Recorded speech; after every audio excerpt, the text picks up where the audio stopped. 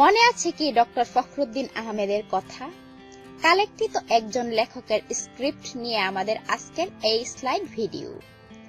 জাতীয় তত্ত্বাবধায়ক সরকারের প্রধান উপদেষ্টা 2007 সালের 12 জানুয়ারি থেকে 2009 সালের 6 জানুয়ারি। এই লোকটাকে নিয়ে ইদানিং সোশ্যাল মিডিয়াতে অনেক লেখালেখি হচ্ছে। ইনি নাকি দেশ ও জাতির অনেক ক্ষতি করেছে। ইনাকে জাতীয় বেঈমান বলে অনেকে অভিহিত করতেছে। আমার সৌভাগ্য হয়েছিল এই লোকটার শাসনকাল নিজ চোখে দেখার। ইনি আসলেই একজন জাতীয় বেঈমান, কারণ এই লোকটার আমলেই সাধারণ মানুষ নির্ভয়ে চলাচল করতে পারত। ইনি আসলেই একজন জাতীয় বেঈমান, কারণ এই লোকটার আমলেই যে কোনো পুলিশি সেবা নিতে ঘুষ লাগতো না।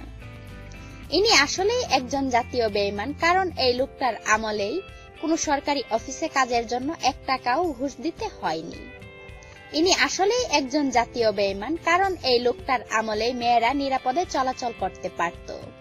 এমনকি রাত 10টার পরেও যদি কোনো মেয়ে রাস্তা দিয়ে একা চলাচল করত, কোনো বখাটে ছিল না যে ইপটিজিং করবে।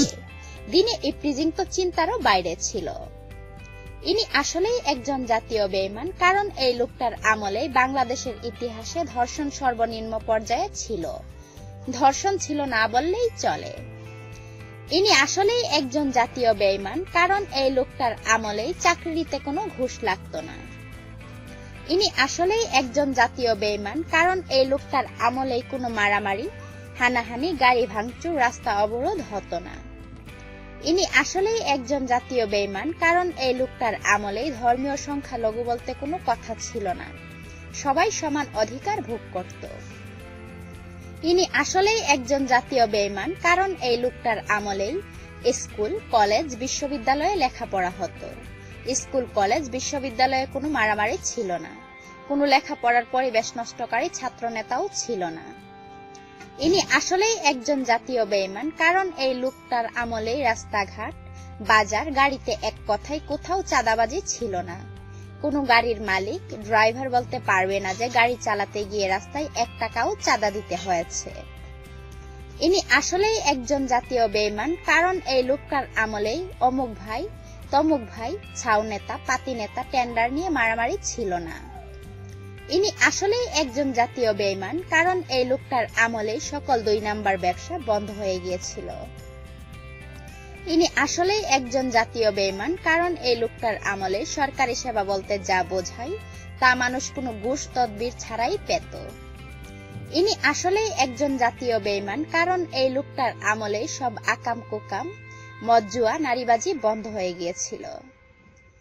ইনি আসলেই একজন জাতীয় বেঈমান, কারণ এই লোকটার আমলেই পাসপোর্ট নিতে কোনো ঘুষ লাগতো না। ভূমি অফিসে কোনো ঘুষ লাগতো না। এয়ারপোর্টে কাউকে হয়রানির শিকার হতে হতো না।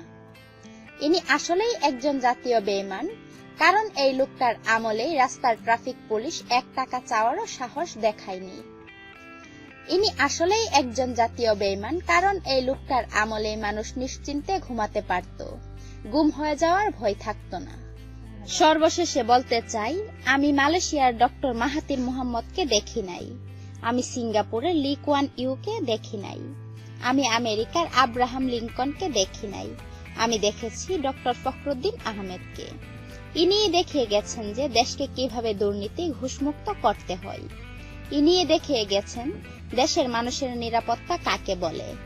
কেউ পছন্দ না করলেও এই খারাপ লোকটাই আমার আদর্শ। যদি কাউকে নিয়ে গর্ববোধ করি তা হলো এই খারাপ লোকটাই। আসলে কোনো রাজনৈতিক দলের পক্ষ না নিয়ে এই কথাগুলো শেয়ার করলাম। যদি ফখরুদ্দীনের কথা ও শাসন একটু হলেও মনে পড়ে, অবশ্যই ভিডিওতে একটা লাইক দিবেন। আর যদি মনে করেন বর্তমান সরকার থেকে ফখরুদ্দীন এর শাসন একটু হলেও ভালো ছিল, তাহলে অবশ্যই ভিডিওটি শেয়ার করুন।